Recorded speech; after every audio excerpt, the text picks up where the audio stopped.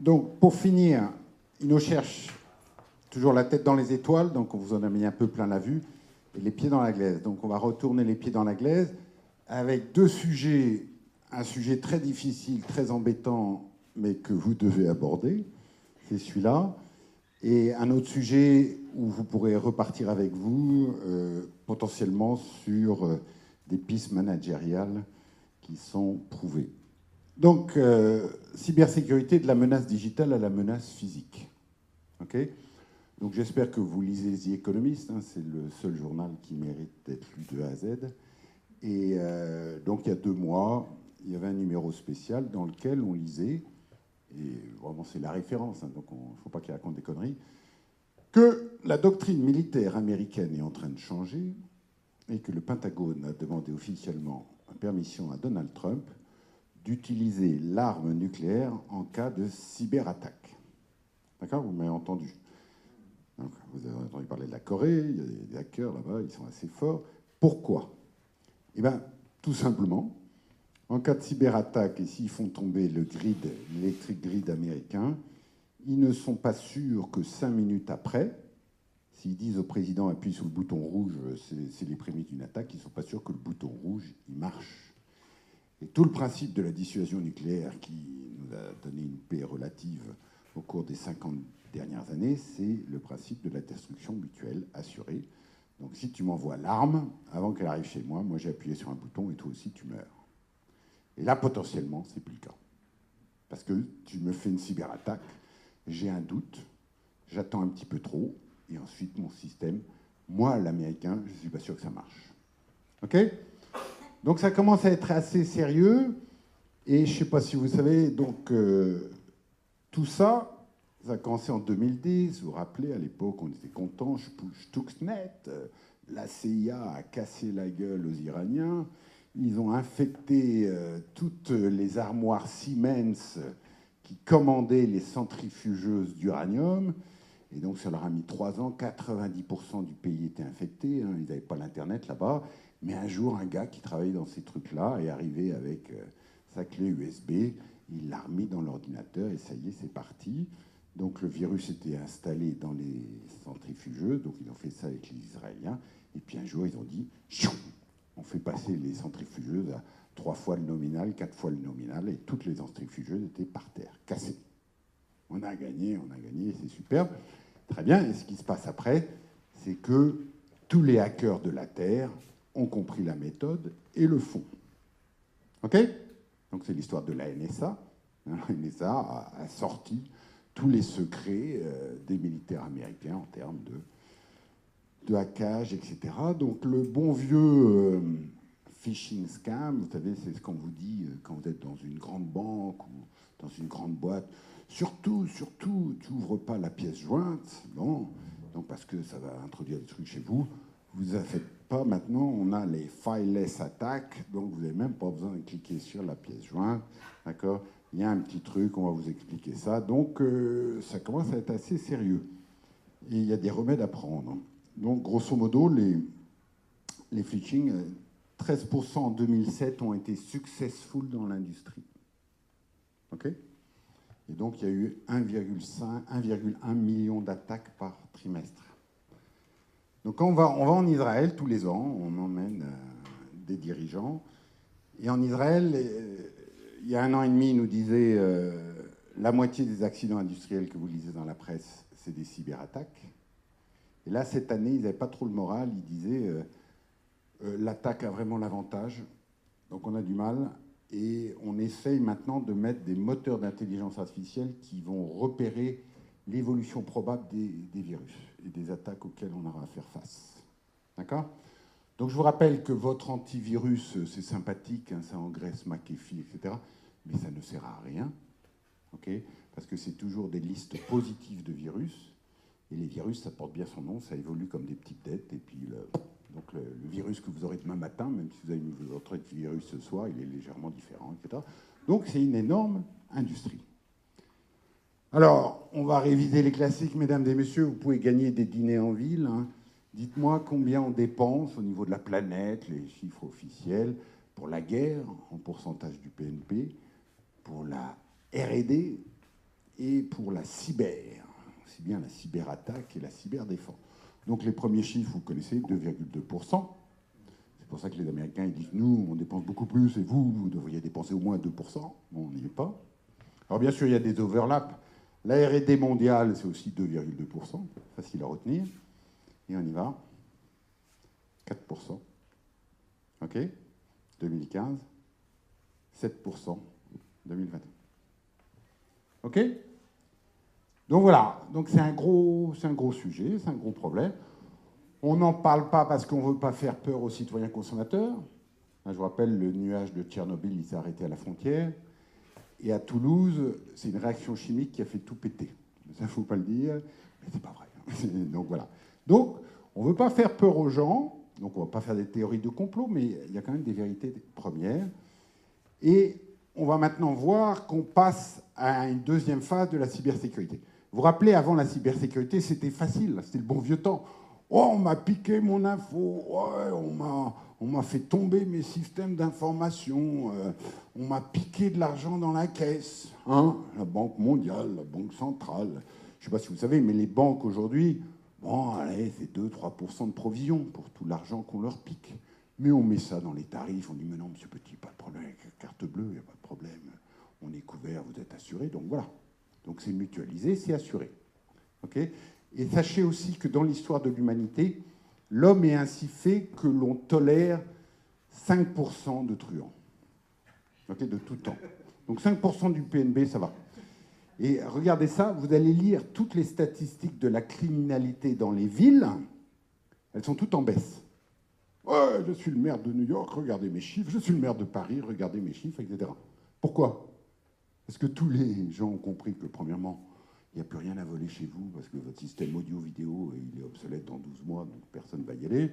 Vous n'avez plus de cash à la maison. Mais par contre, aller dans des pays en stand, peinards, tranquilles, où on va faire de l'attaque cyber auprès de grosses boîtes qui n'ont pas compris comment ça marche, c'est génial. Donc, par exemple, je ne vais pas pointer du doigt quelqu'un, mais il paraît qu'il y a des banques, par exemple, qui disent que non, il y a des règles et vous devez mettre les patchs dans un délai de 5 jours. Ou sinon, vous êtes un mauvais citoyen. Vous regardez ça, dites, mais qui a pondu cette règle? Même si les gens font ça, c'est faux. Parce que comment ça marche? Equifax, le dernier gros hacking, vous avez des bounties. Et les hackers, vous savez, c'est une grande famille, donc il y a des blancs, il y a des noirs. Okay, et tous les éditeurs, ils mettent de l'argent à disposition pour ceux qui ont trouvé des failles chez eux.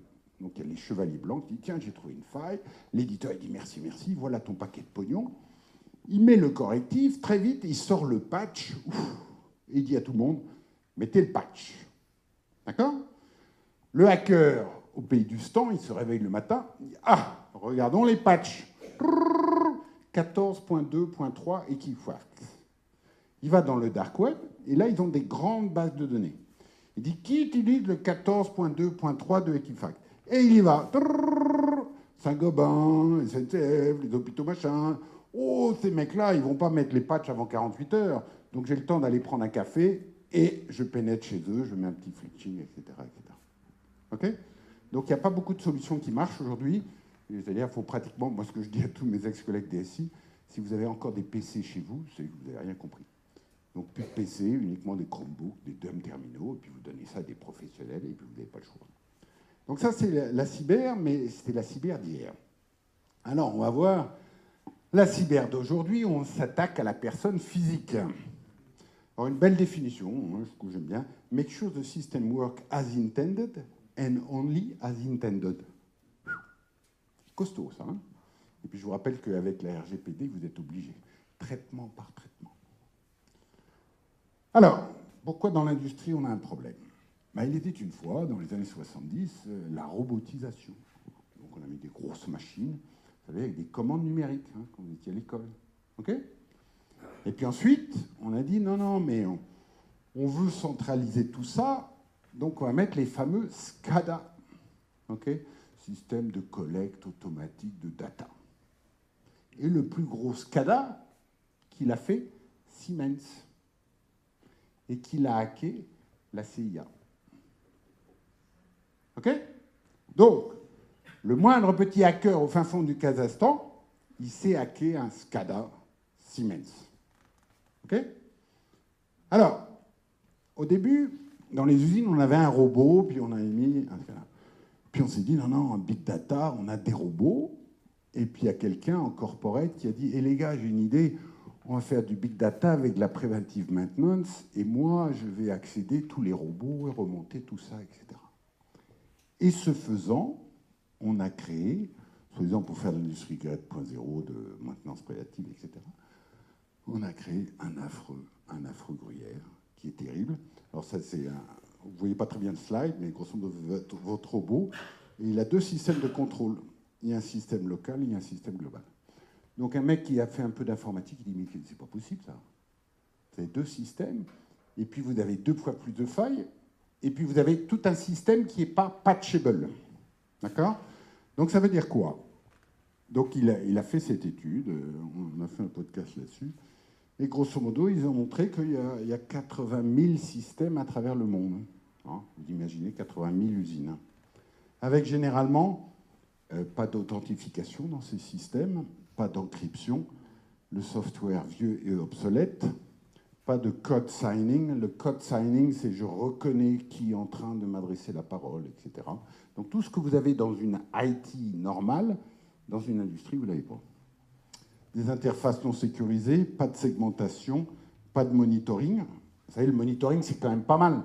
Alors, en même temps, au think tank cybersécurité, on sait bien que dans les pratiques des hackers, la première chose que le hacker il fait quand il arrive dans votre système, c'est de faire tomber les systèmes de monitoring. Voilà. Mais là, il n'y en a pas du tout, donc il n'a même pas besoin de les faire tomber. Des passwords mis par défaut, à password ou étoile, étoile, étoile, étoile, donc il ne faut pas avoir beaucoup de créativité. Et surtout, ce qu'il y a de plus grave, donc du Wi-Fi avec multiples connexions. Ça, c'est un gruyère incroyable. Okay, et le dernier point, pas de mise à jour à distance par patch disponible. OK? Et votre bras de robot, là, il n'était pas prévu pour être patché à distance. Donc ça, c'est la situation générale. Et vous avez des robots qui ont une durée de vie de 8 ans, des usines qui ont des durées de vie de 14 ans, la supply chain qui a une durée de vie de 9 ans, des vulnérabilités toutes les 3 jours et des nouvelles menaces toutes les 2 secondes. Donc ça ne va pas le faire. Donc on ne va pas dire à toutes les industries du monde, vous me rasez tout ça, on reconstruit tout à neuf et proprement. Donc on va faire ce qu'il disait à la fin, on va faire mitigation. On va essayer que ça ne saute pas tout le temps et partout, on va essayer de gérer ça. Alors pourquoi c'est important? Bon, la RGPD, elle dit pas le droit de se défausser sur le prestataire. Donc c'est important, ça, donc c'est votre responsabilité. Et obligation de déclarer toutes les failles de sécurité en 72 heures. Alors je ne sais pas comment ça va se passer. Vous saviez les petites annonces là, dans les échos avec les trucs légaux, là, dépôt de bilan, machin. Je ne sais pas, dans normalement 1 mois, ou 1 mois plus 72 heures, vous allez avoir une section dans les échos où vous allez lire ça, ça va être catastrophique. On s'est fait hacker là-dessus, on s'est fait pénétrer là-dessus. Alors, si vous avez 72 heures, il faut que vous l'ayez vu. Alors déjà, des fois, les gens découvrent leur intrusion dans leur système 2 ans, 5 ans après. Bon, ça ne doit pas vous rassurer normalement. Bon. Et donc là, il nous fait la démonstration d'un hackage. Donc vous avez un système, un méchant robot. Je vous rappelle que quand vous êtes chez Renault, des robots comme ça, il y en a tout plein. Et puis un robot comme ça peut porter 300 kilos. Donc ça vous prend la carcasse de la voiture et ça la met sur la chaîne d'à côté. Donc si je prends le contrôle du robot, je peux dire, tiens, tu l'envoies là, waouh, et tu vas tuer 10 personnes, etc. Et donc il dit, une façon très classique d'arriver à tirer de l'argent d'une entreprise, c'est que je vais changer ce fichier texte qui s'appelle le config file du robot, dans lequel on a donné au robot ses points de repère géographiques. Donc, par exemple, il y avait un chiffre 15.6, et je change ce chiffre et je mets 15.7. Et on va voir ce que le robot il fait. Alors ça, c'est le fileness attack, c'est-à-dire comment vous pouvez rentrer dans le système sans avoir forcément à downloader une file. Donc, vous recevez un message, on vous dit de cliquer sur un lien, il y a une macro flash qui se lance, ok, ça rentre dans votre système et c'est comme si vous aviez déchargé l'application chez vous. Okay. Alors là, c'est la démonstration. Vous allez voir, donc il dit voilà.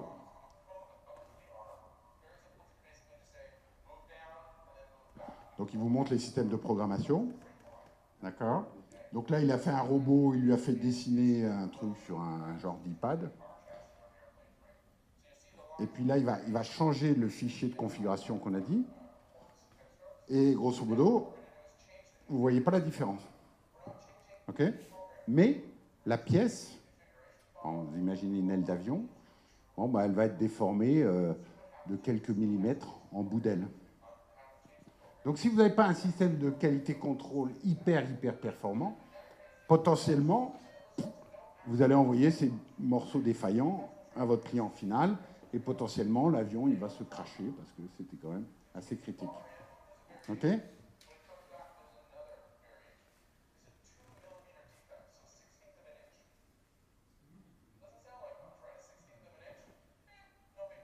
Voilà. Donc c'est tout le principe. C'est-à-dire que je vous fais des trucs qui sont à peine détectables, votre système qualité ne le voit pas, et ensuite je vous envoie, je dis, bah, tiens, depuis telle date, tu rentrais dans ton système, ah ouais, et donc éventuellement je peux te dire tout ce qu'il y a de défaillant, ah bon, combien ça vaut pour toi cette information? 2 millions, 5 millions? Allez, ok, 2 millions. Je vais te dire tout ça. Okay, donc le chantage, et éventuellement, plus tard, la destruction.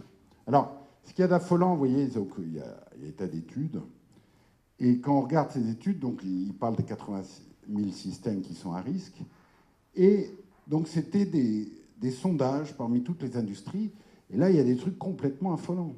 Les gens, ils disent 90% expect IoT deployment to rise. Donc les mecs, ils veulent continuer le déploiement IoT alors qu'ils ont une base non sécurisée. Il faut dire, arrêtez les mecs, vous êtes fous. Vous donnez des verges pour vous faire fouetter. Voilà. Donc la conclusion, c'est IoT no, cyber first.